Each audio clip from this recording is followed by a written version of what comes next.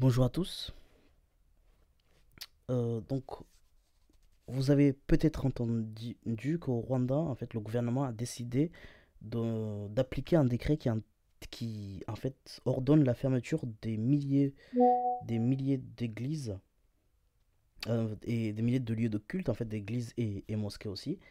Et en fait, je suis tombé sur cette vidéo-là, donc qui est en anglais, Reactions as Rwanda shut down 5,600 churches. Bon, le nombre, je sais pas si c'est le nombre exact, mais en tout cas, voilà, c'est une vidéo en anglais. Et la personne, première écoute, j'avais l'impression que la personne euh, est d'accord avec ce décret, le soutient, au moins l'encourage en fait avec cette vidéo qu'il a fait, volontairement ou pas. Et donc, on va écouter ce qu'il dit, comprendre pourquoi il est d'accord avec donc un gouvernement qui donc vient quelque part s'en mêler avec la religion.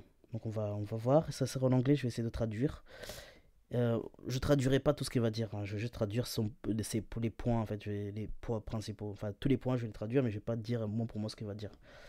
Puis je mettrai le lien dans la description et vous pourrez aller voir la version originale. Aussi, je pense en x2 pour pas que ce soit trop long.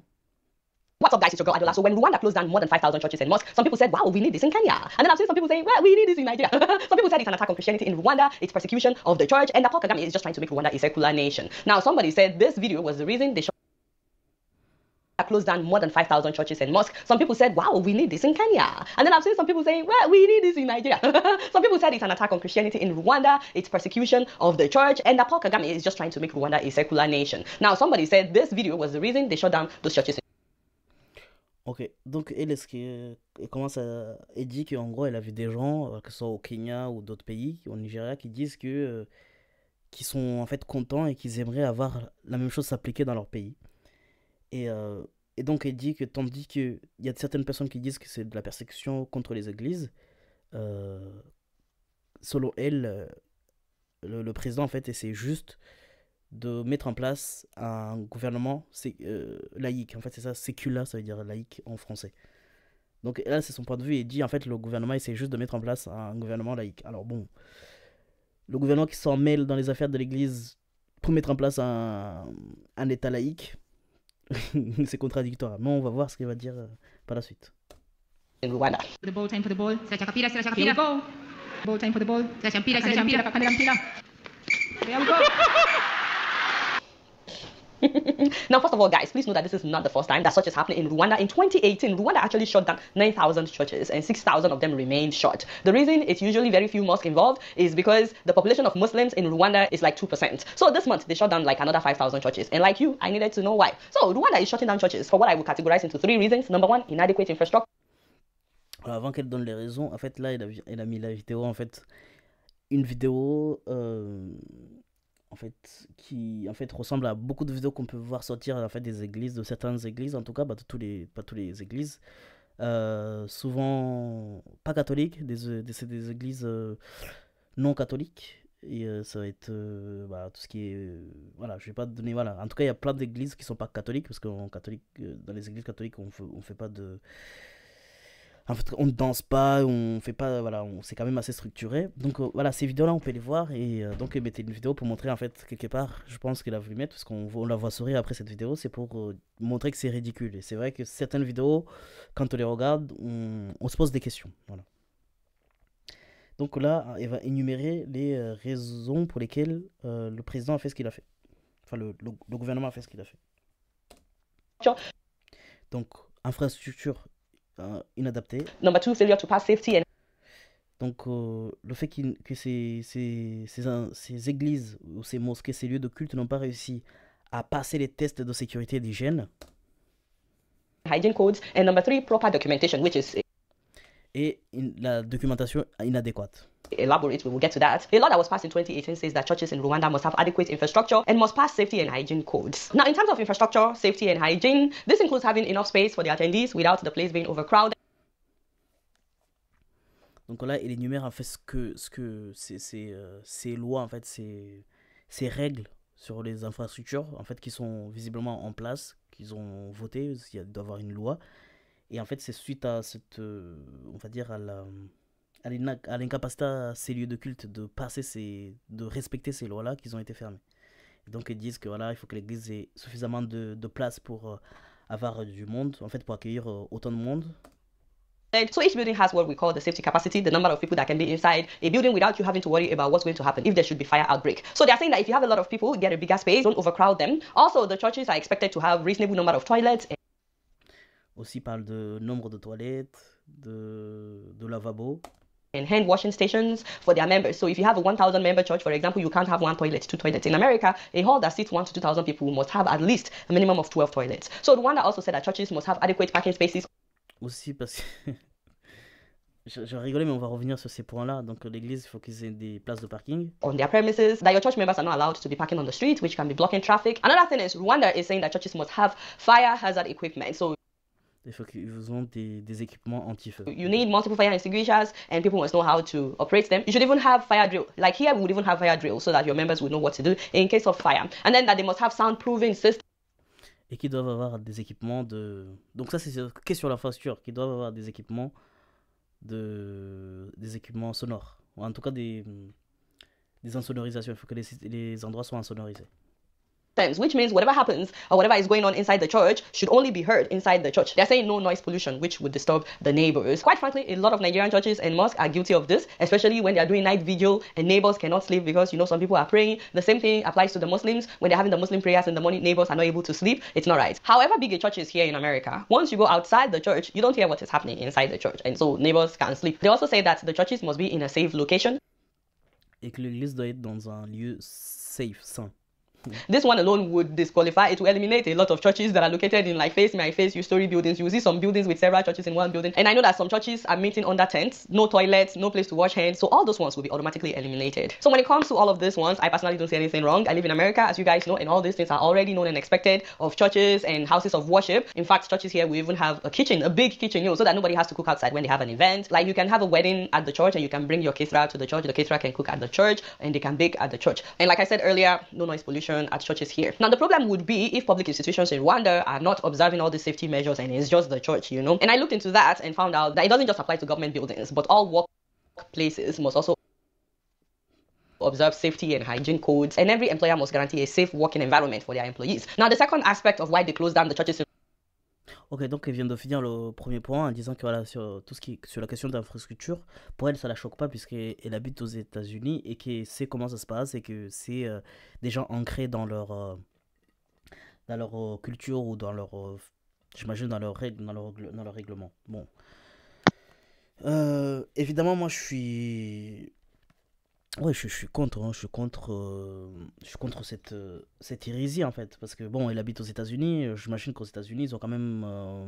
Alors on peut pas comparer les États-Unis et un pays d'Afrique, et c'est pas pour dénigrer l'Afrique, hein, c'est que il faut dire ce qui est en termes d'infrastructure, les États-Unis sont très bien avancés, ok, mais on peut pas s'attendre à ce que les infrastructures en Afrique ressemblent à des infrastructures en Amérique. Je peux comprendre qu'on veut tendre vers là-bas, mais on peut pas s'y attendre. Au même titre qu'on peut pas attendre que on va dire la politique en Afrique soit au même niveau que la politique. Tu peux pas mener une politique comme un mec qui est aux États-Unis, c'est en Afrique. Donc il a parlé de, bon, juste des choses qui choquent. Il a parlé de places de parking. Au pays, c'est pas pour, il y a beaucoup de gens qui ont des voitures, mais la majorité de personnes n'ont pas de voiture. Donc quand on parle de parking, et en plus de ça, ok, il faut avoir un nombre de parking pour un bâtiment, mais en fait ils peuvent pas savoir combien de personnes viennent dans cette église. C'est-à-dire qu'ils savent pas si l'église accueille 1000 ou 200 000 personnes, peu importe. Bon, quand il y a une église, il faut une place de parking. Moi, j'ai vu des églises qui n'ont pas de place de parking. Bon. Et en Europe. Voilà, pas... Ok. Mais maintenant, imaginons que... voilà, il faut un certain nombre de places de parking. Ok. Mais ça c'est des règlements. Si... Déjà... En fait, ça me surpasse que le simple fait qu'ils demandent de parking alors que la majorité de personnes n'ont pas de voiture, ça me fait rire. Voilà. Il y a des gens qui ont des voitures, je dis pas ça, mais la majorité de personnes n'ont pas de voiture. Donc s'attendre à demander un certain nombre d'insonorisation. L'insonorisation. Alors, moi, je n'ai personnellement, je suis sûr que quand les églises sont construites, je suis sûr qu'ils ont pensé à ces questions-là. Mais quand tu vois, il n'y a pas de système anti-sonore autre que juste les murs qu'il y a dessus. Bon, sur le bruit, en fait, imagine, bah, en fait, tous les mosquées seraient fermées parce que les mosquées, le principe même d'une mosquée, c'est que tous les, je sais plus, tous les combien d'heures, ils doivent faire leur, tu sais, leur prière là où tu as un imam qui va au micro et qui fasse ses prières et qu'il faut que toute la ville entende. Donc, ça veut dire qu'ils sont très bruyants, c'est-à-dire que tous les mosquées devraient fermer. En fait, les mosquées ne peuvent pas pratiquer dans tel environnement où si, ce qui se passe à l'intérieur doit rester à l'intérieur. Et, et donc, sur la structure, en fait, je peux comprendre donc, qu'ils veulent aller dans ce sens-là, et je pense qu'ils peuvent amener, comment dire, ils peuvent, parce que quand je vais mettre en place un truc, je vais te montrer un exemple. Par exemple, en Europe, ils veulent électrifier l'automobile. Quand ils font ça, ok, bon là, vous savez qu'ils ont commencé à vouloir interdire des gens dans certaines zones, et bah ça déjà ça passe pas, ça a du mal à passer. Vous avez vu qu'à Paris par exemple, je sais pas en 2000 combien, il devrait y avoir plus de voitures avec critères, je sais pas combien le numéro, peu importe, mais qu'au final ils sont en train de, comment dire, de repousser les limites, les dates parce que ça passe pas en fait, ça passe pas, les gens ils sont pas prêts, et, et en plus de ça ils mettent des subventions. Alors il faut voir les subventions qu'ils donnent si ça marche ou pas. En vrai, quand on regarde, au final, les subventions qu'ils donnent, c'est ridicule par rapport au prix des voitures électriques. Mais en tout cas, l'État doit accompagner sa population vers quoi ils veulent aller. D'accord. Tu peux pas juste te pointer en disant bah, maintenant, ceux qui n'ont pas de chaussures vous marchez plus sur la route. Mais il faut les accompagner. C'est comme par exemple, on n'a pas, si tu interdis les gens sur la route, tu fais des passages piétons. Vous voyez, c'est des choses comme ça où et c'est l'État qui doit faire ces passages piétons et non pas les gens, les piétons. Donc c'est pareil, s'ils veulent que les infrastructures soient machin machin, il faut qu'ils proposent des aides, il faut qu'ils accompagnent ces églises à aller dans ce sens-là, mais tu peux pas venir et fermer une église parce ils sont pas insonorisés, parce qu'ils n'ont pas de place de parking, sachant que, voilà, si par exemple ils disent qu'une église, il faut qu'il ait 10 places, ok, dans ce cas, il faut... Et on fait comment si l'église, là où il est construit, il n'y a plus de place pour faire des places de parking. On ferme l'église. Bah non, on peut faire une place de parking à des kilomètres. Mais tu fermes pas l'église. Tu vois, donc, c'est... Bon, après, ça, c'est un point de vue. Vous pouvez dire que, ouais, c'est la loi, c'est comme ça, tout le monde fait comme ça. Mais, mais c'est ce qui se passe quand on est dans une dictature. Et le Rwanda, est-ce que c'est une dictature? Je vous laisse mettre dans les commentaires. Mais en tout cas, dans un État où le pouvoir appartient au peuple, même si le gouvernement parfois force sur des choses, il faut qu'il accompagne sa population. Ils mettent pas juste des trucs comme ça, ils accompagnent la population. En Europe, ils veulent électrifier l'automobile. Ils vont accompagner les automobilistes vers l'électrification en mettant en place des aides, en leur donnant des délais, enfin du temps, on leur laisse du temps pour s'adapter, pour avoir les moyens, parce que voilà, ça coûte. Insonoriser une église, imaginons qu'une église a été faite en béton, voilà. L'église a été construite en béton. L'insonoriser, ça veut dire quoi? Ça veut dire mettre justement les insonorisations sur tous les murs. Mais ça coûterait ça coûterait autant de prix que ça a coûté pour construire l'église de base. Donc c'est des choses où tu peux pas les demander comme ça, au mode ouais, au bout d'un an, il faut que tous les trucs soient insonorisés. Mais il y a les églises n'ont pas les moyens. Et Rwanda, which I donc sur la question d'infrastructure, je pense que le fait qu'ils aient envie d'aller vers une direction, oui, mais le fait qu'ils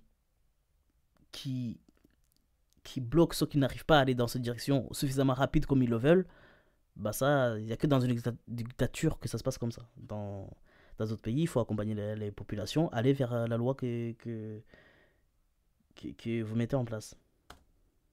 called proper documentation is a long list. First of all, Rwanda says that pastors Proper documentation. Mais ça, donc ils veulent mettre l'administratif dans les églises. Les églises, ils gèrent comme ils veulent tout ce qui est documentation. De toute façon, ce point pour moi, il se met pas un point après. Franchement, la documentation, ça n'a pas de sens. En fait, l'État, tout ce qu'il doit attendre d'une église, c'est si l'église doit payer les taxes, par exemple.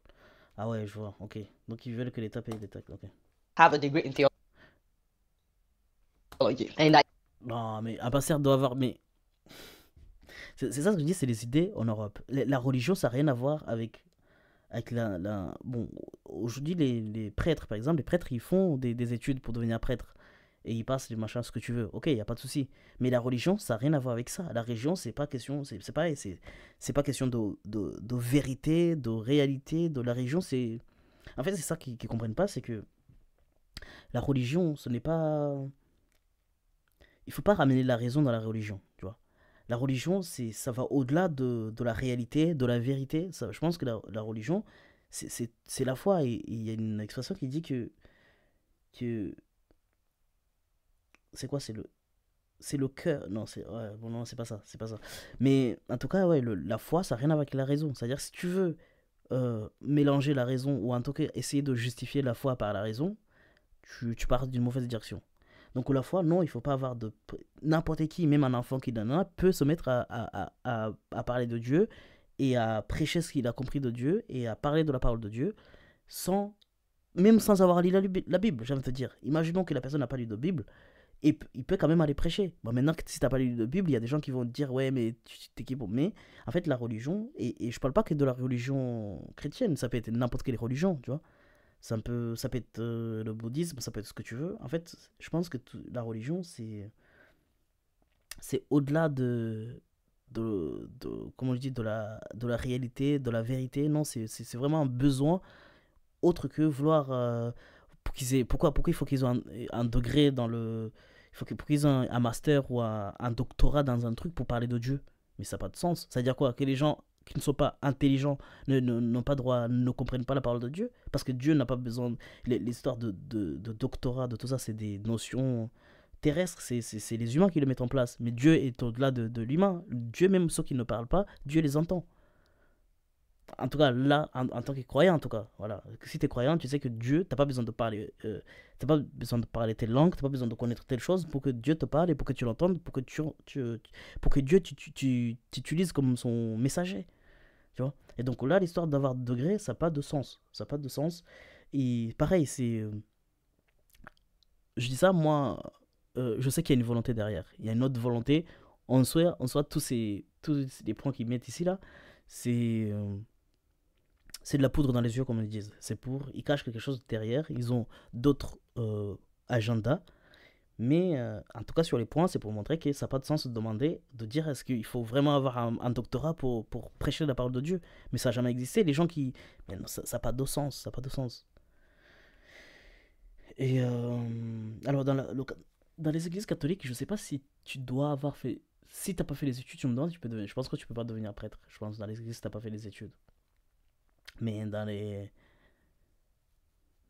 je sais que tu peux sûrement participer en fait dans l'église, tu peux lire la parole de Dieu, tu peux même prêcher, je pense, dans l'église catholique, n'ayant pas fait en fait, des études en théologie. Mais je pense pas que tu puisses devenir un prêtre. Mais ouais, je pense que c'est... En fait, ils viennent avec leur... Ils ont un agenda, c'est sûr, mais ça n'a pas de sens. Ne demande pas aux gens d'avoir un doctorat pour parler de Dieu. Si ça devient un business, après il faut avoir un diplôme, après il faut postuler, et après on va peut-être te prendre ou ne pas te prendre, mais... If they don't have a degree in theology, then they must at least have a bachelor's degree and then some kind of certificate in theology. So I want to know what you guys think. Now, this has gotten mixed reactions. Some people love it. Some people are upset about it. I've seen someone saying that having a degree in theology has nothing to do with a person's choice of moral conduct. Others are saying that God can use anybody. So why do you have to get a degree before you can answer God's call? However, the government of Rwanda is saying that they want educated people to teach so that they don't teach out of ignorance or teach heresy. So people are divided about this. Donc, ils veulent que ce soit des gens éduqués Mais c'est ça ce que je dis. Donc, le gouvernement, c'est le gouvernement qui va dire ce qui est l'hérésie ou pas. Mais c'est... En fait, la religion, t'as droit... Je pense que même en Europe, je crois que t'as droit de même blasphémer. T'as droit de dire n'importe quoi. C'est pas interdit de dire n'importe quoi. Et si t'as des gens qui veulent écouter de n'importe quoi, il faut qu'ils puissent venir écouter de n'importe quoi. Dans la religion, c'est... Il n'y a pas de... Ah là, la religion, c'est... Il y a une église, et il y a une... Il y a une parole de Dieu qui est diffusée dans cette église-là, et si tu es d'accord avec ce qu'ils disent, si ce qu'ils disent, ça te parle, si tu sens que c'est bien la parole de Dieu, en tout cas, le Dieu unique en qui tu crois, ou même le Dieu qui n'est pas unique, peu importe, le Dieu en qui tu crois, bah tu peux venir. Que ce soit l'hérésie ou pas, que ce soit ce que tu dis, ce que tu prêches, que ce soit un mensonge ou pas. Parce que la foi, c'est un besoin autre que la réalité, autre que la vérité, autre que... Ça n'a rien à voir avec ça, c'est vraiment question de foi. Et donc quand tu dis l'hérésie, bah... qu'est-ce que le gouvernement a à faire il y a des gens qui veulent écouter de l'hérésie en fait.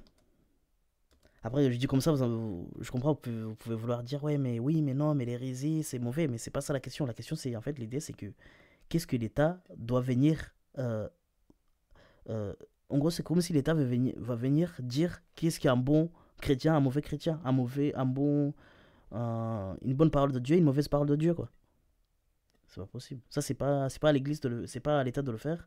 C'est ni sa personne de le faire. C'est juste des croyants. Eux, s'ils estiment que c'est la bonne parole, ils doivent aller l'écouter. Et ils peuvent aller l'écouter, pardon. Et s'ils veulent pas, s'ils estiment que ce n'est pas la bonne parole, ils iront pas. C'est tout. Personne d'autre peut venir dire que c'est de la bonne parole, de la mauvaise parole. Let me know what you think. Personally, I think that people should be educated, but I don't think that they must have a degree in theology. I've seen God. Non, je ne pense pas que les gens doivent éduquer pour aller à l'église, pour parler de Dieu.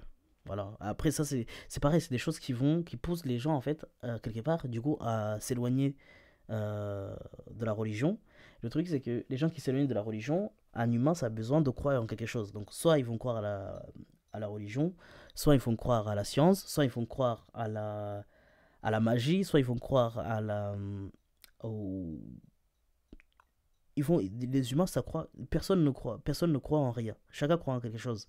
Alors, les gens, ils peuvent se réfugier dans la science, ils peuvent se réfugier dans ce que tu veux, mais c'est des croyances. C'est des croyances. Tout c'est des croyances. Et le fait juste de rendre inaccessible, là, ça va juste rendre inaccessible la religion, c'est tout, simplement. Use a medical doctor to start a church. I've seen God call a banker. He can use anybody as far as I'm concerned, but I do think that people should get some kind of education. Education is very, very important.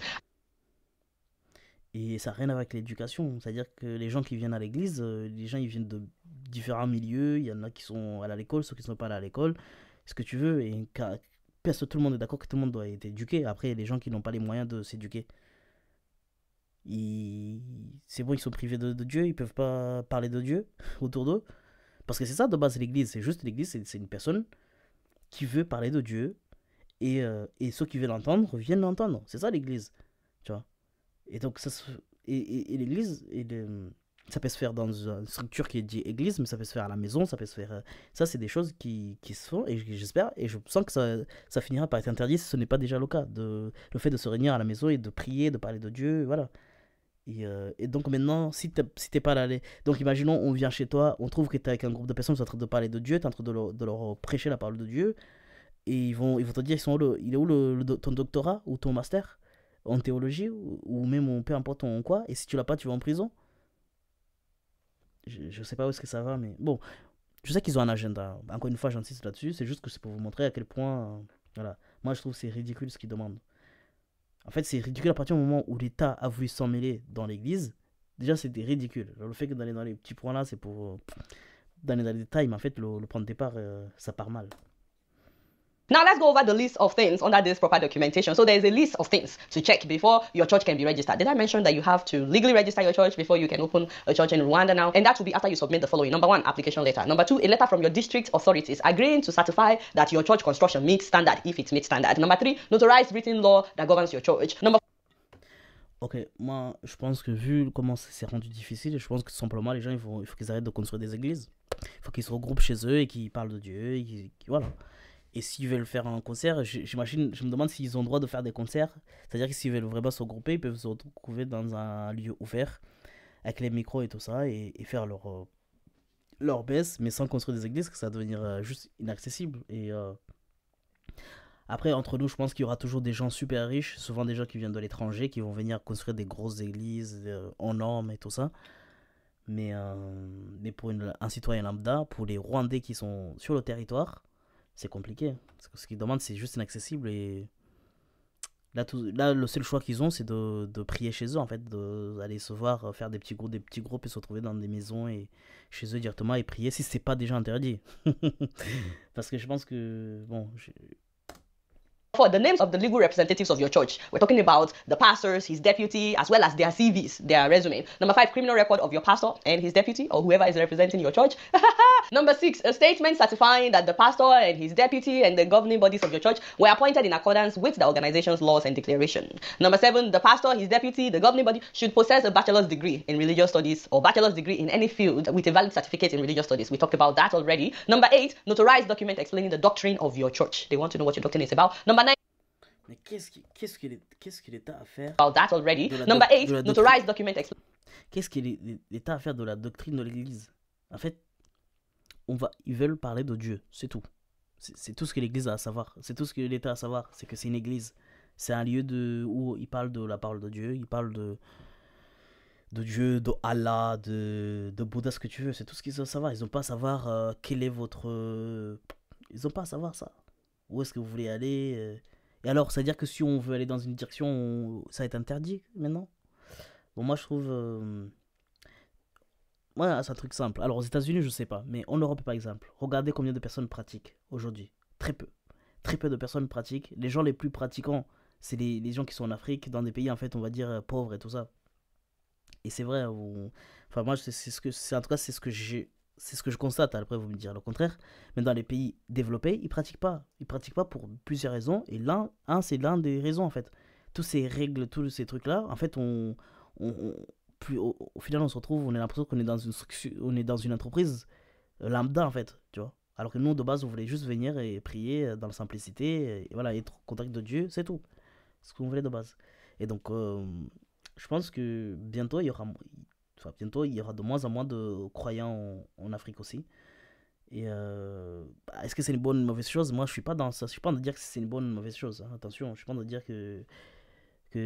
moi, je suis juste en train de dire que la religion, c'est pas ça. Voilà. Maintenant, est-ce que la religion, c'est bien ou pas? Ça c'est une autre question. Mais je pense qu'avec toutes ces règles-là, ça va faire reculer les croyants, un peu comme en Europe. En fait, c'est le cas. En Europe, c'est très peu de croyants, quoi. Il y a plus d'athées et plus de personnes qui croient dans dans plein de choses. the doctrine of your church. They want to know what your doctrine is about. Number 9, notarized minutes of the General Assembly that established the organization and appointed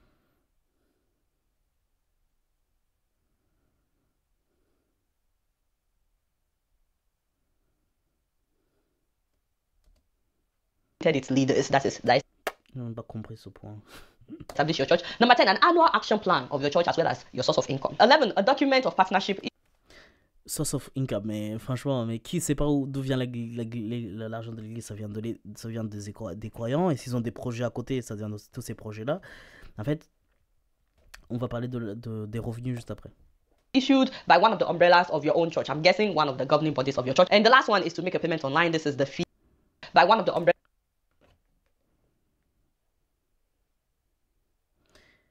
Un document de partenariat donné par Choice. C'est quoi umbrella? Of your own church. I'm guessing one of the governing bodies of your church. C'est quoi umbrella of your own choice? Je sens que justement ce qu'ils disent d'umbrella, là, je pense que c'est une personne du gouvernement. Il faut être en partenariat avec le gouvernement, je pense. And the last one is to make a payment online. This is the fee. I got all these things from the Rwandan Governance Board's website. So guys, what do you think? To make a payment online. Ok, 300 Rwandan francs. 300 000 francs rwandais. Mais ça a payé à l'ouverture. Et après, j'imagine... ouais. Bon. Online, this is the fee. I got all these things from the Rwandan Governance Board's website. So guys, what do you think? I really want to know your opinion. Keep in mind that the government is saying that once the closed churches meet all the set requirements and they've received a certificate from the Rwandan Governance Board that says that they've been properly registered, that they may resume operations. One last thing, by the way, they actually gave the churches 5 years for them to meet all these requirements. So is this something that you would recommend in your own country? Not just for churches, though, but mosques and all religious buildings. Or is this something that you will protest? Let me know in the comment section. I think some of you think that we will charge you to subscribe. No, it's actually free. We do not charge. We will not charge you. Please don't forget to subscribe if you're yet to. Just get follow me on Facebook, Twitter. Donc je mets ces réseaux sociaux comme ça, là, vous pouvez aller voir. J'ai pas de doute. Alors, dans cette vidéo, je trouve que je m'attendais qu'elle allait prendre des positions. Elle n'a pas pris de position.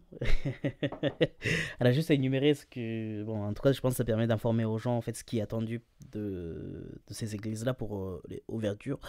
Mais il leur a donné 5 ans, du coup, pendant qu'ils pratiquent, ou en fait ils avaient 5 ans et au bout de 5 ans, ils n'ont pas réussi à atteindre les objectifs. Je ne sais pas ce que ça veut dire là. Mais dans tous les cas, soyons honnêtes, la majorité ne pourront pas rouvrir, ne rouvriront pas.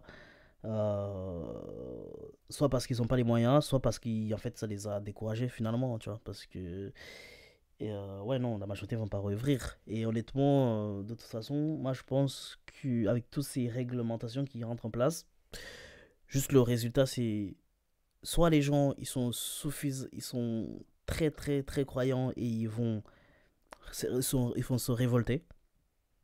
Les gens, soit ils vont se révolter en fait. Donc là, j'essaie de faire les prédictions.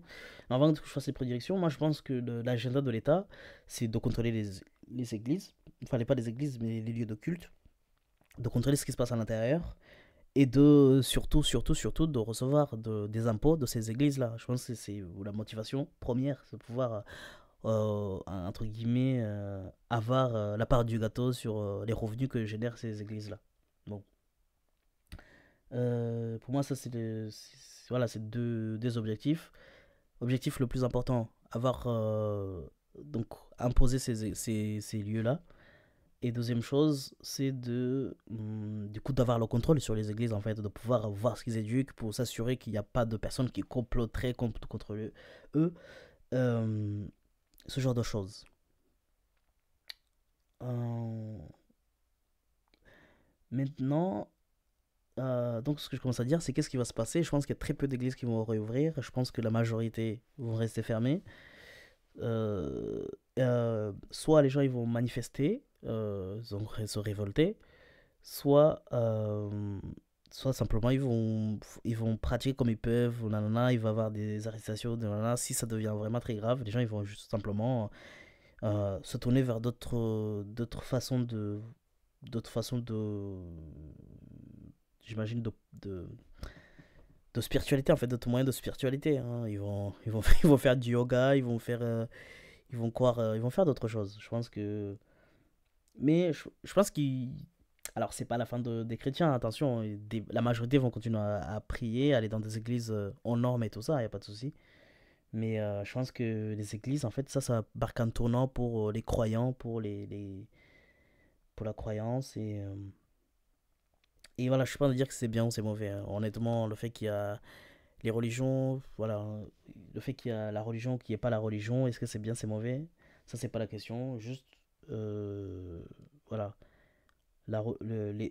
Et franchement, ça rend pas l'État laïque. L'État qui s'amène dans la religion, ça les rend pas laïques. Ils auraient pu simplement dire, ouais, voilà, vous faites des revenus, et comme tout organisme qui fait des revenus, il faut faire des impôts. Les églises auraient payé des impôts, tout le monde aurait compris. Euh, alors, vouloir contrôler ce qu'ils font, tout à l'heure, il parlait de expliciter les doctrines. J'entends dire qu'en fait, l'État demandait aux gens de parler de, d'arrêter de la drogue, en fait, d'apprendre les gens à vivre dans la société. Ça, c'est pas enfin, l'église. En général, quand l'église, il apprend les gens à pas faire, comment dire, les 10 commandements, les bonnes conduites, tout ça, l'église le fait déjà. Mais si tu veux faire ta campagne contre la drogue et que tu veux le faire à l'église, euh, voilà, c'est pas la place. C'est pas la place, c'est pas le lieu, c'est pas le moment. Donc, j'ai hâte de voir comment ça va évoluer, mais je pense que ça va marquer un tournant pour les croyants, pour la croyance au pays, qui est le Rwanda, et on verra ce que ça va donner. Voilà, je sais pas ce que vous en pensez, je vous laisse mettre les commentaires dans les descriptions. Je me ferai un plaisir de lire, de comprendre ce que vous en pensez. Je pense qu'au final, elle a pas beaucoup, cette dame-là, elle a pas pris des. Donc, comment elle s'appelle? Donc, sa chaîne, c'est Adeolia Faihan. Elle n'a pas pris beaucoup de risques, elle a juste énuméré. Enfin, prendre de risques. Elle, elle a, Elle a juste énuméré en fait ce qui a été. Enfin, ce qui est attendu des églises et c'est tout. Et voilà, c'est bien, c'est informatif. Mais, mais voilà, je pense que c'est pour X raisons et c'est retenu pour faire des commentaires. Bon, voilà. Donc, on verra ce que ça va devenir. On a hâte de voir. On est curieux de voir où est-ce que tout ça va aller. Mais je pense qu'il va y avoir quand même de la résistance. Mais je pense tout de même que la majorité va continuer à aller prier quand même dans des églises aux normes, entre guillemets, sous-attendues, donc qui payent les impôts et qui collaborent avec le gouvernement. Mais voilà, on va voir ce que ça va faire dans les années à venir. Voilà ce que veut dire pour le chrétianisme et non, pour la religion dans le pays, parce qu'il n'y a pas que les chrétiens et les musulmans aussi. Et j'ai hâte de voir comment ils vont résoudre le problème euh, des musulmans qui font pas du bruit, sachant que les musulmans ils ont leur tour là, où t'as un imam qui vient prier là-haut et qui l'objectif c'est voilà, c'est que tout le monde dans la ville entende. Je pense qu'on peut pas demander certaines églises de pas faire du bruit, sachant que les autres ils peuvent.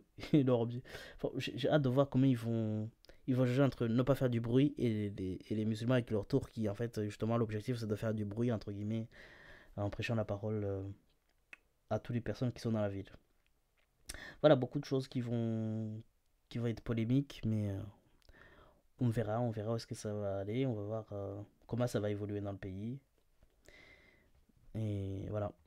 Voilà, dites-moi ce que vous en pensez dans les commentaires. Et effectivement, je vois bien que voilà, il y a des gens qui disent que les, euh, les, euh, les pasteurs doivent être éduqués. Ça, c'est un bon move pour un bon leadership.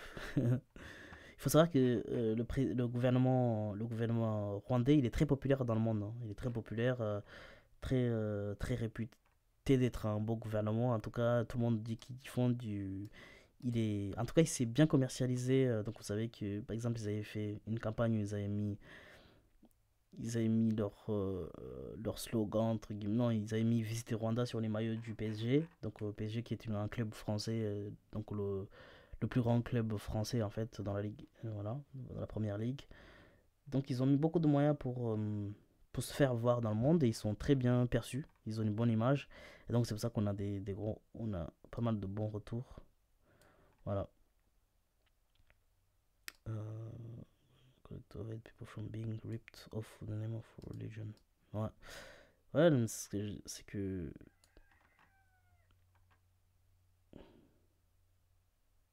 Peut-être in Nigeria.